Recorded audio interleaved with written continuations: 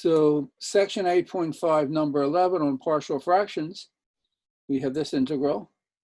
The denominator is 2x squared plus x minus 1, which factors like this. So we get a partial fraction decomposition of this form. If we put it over a common denominator of 2x minus 1 times x plus 1, we get this. The denominators are the same, so the numerators will be the same. So a times x plus 1 plus b times 2x minus 1 is going to be equal 5 minus x for all x. And the natural thing to try is to choose values of x which make one or the other of these two terms 0. So for example, if we let x equal to a half, so 2x minus 1 is 0, when you plug in x equal a half, you get a times a half plus 1 plus b times 0 is 5 minus a half. So 3 halves a equals 5 halves. So a equals 5/3. Does that look correct? We'll see at the end. Yeah, let me check the book. No, that's all right. I don't like the book. Let's try x equal to -1. So when x is -1, this is 0. You get a times 0 plus b times -2 minus 1 minus 3 equals 5 minus minus 1. So minus 3b equals 6. So b equals -2. So let's see, let's just double check if this is correct. If I take 5/3 over 2x minus 1 minus 2 over x plus 1, I get 5/3 x plus 1 minus 2 times 2x minus 1 over 2x minus 1 times x plus 1. I'm not sure this is right, so I'm going to go back and double check what I did. So 5 minus x over 2x squared plus x minus 1, this factors. I get a partial fraction decomposition that looks like this. If I let a equal to -1, I get b equals -2. If I let a equal to a half, I get 3 halves a equals 5 minus a half is 9 halves. Right? If I let x equal to a half, this should have been 9 halves. Aha.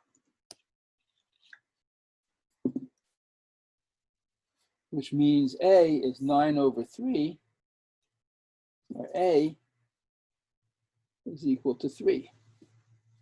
So this should be a 3 here. So what I get is 3x minus 4x, 3 plus 2 over 2x minus 1 times x plus 1, and minus x plus 5 is 5 minus x. So this is correct. So I have the partial fraction decomposition. This integral is the same as the integral of 3 over 2x minus 1 dx minus 2 over 1 over x plus 1 dx. From the first integral, let me move it up here. I'll factor out a 3 halves. I get 1 over x minus a half dx minus 2, the integral of 1 over x plus 1 dx. So this is 3 halves the log of x minus a half minus 2 times the log of x plus 1. That's a constant. And that's what the answer is. You can rearrange it a little bit or rewrite it in various ways, but that's what the answer is. Okay. So the first step is really to factor the denominator and know what the partial fraction decomposition must look like, which is that. Then you have to do the arithmetic correctly. Took me 2 times to get it right, but that's okay, as long as you get it right. And that's the integral.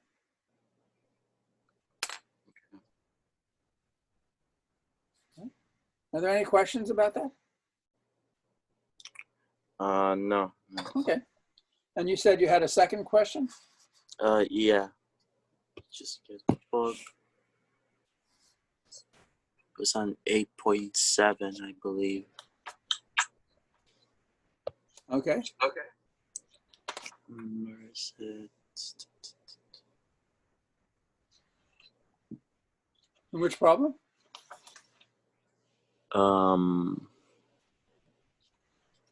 It's number 19. This is x to the 11th minus 1? Yeah. Okay.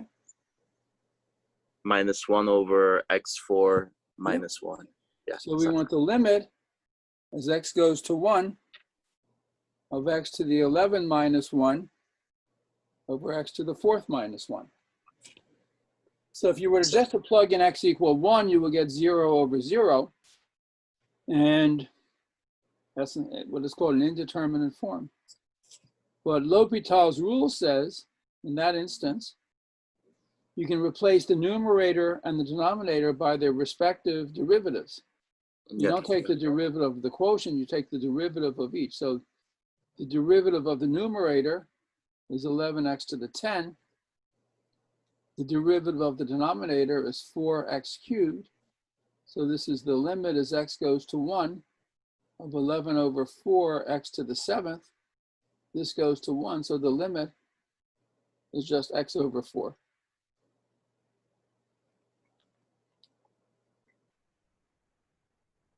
So this is what is called L'Hopital's rule. Now there's actually another way to do this,